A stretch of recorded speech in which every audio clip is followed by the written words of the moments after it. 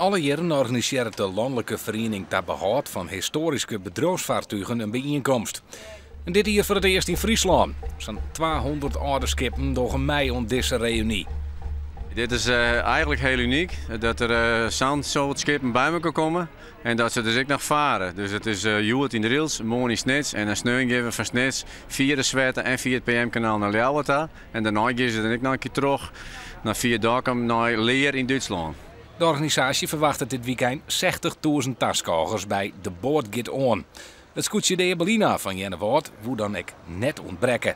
Iedereen heeft zijn eigen verhaal en ze hebben al hun eigen geschiedenis. En ja, van iedereen krijgt die tip en van anderen krijgt die tip. Het is een grote familie. De bemanningen doen haar best om haar skip er kreeg voor te krijgen. Andere deelnemers die nemen er nog even van.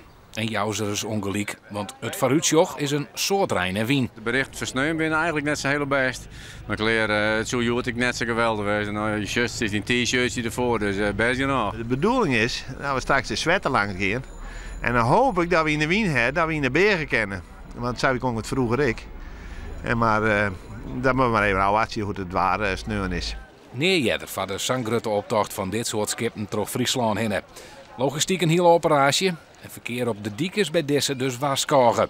Want de bregen in benamende omkrieten van Ljouwert zullen langer als gewoon wij hier staan vanwege het evenement.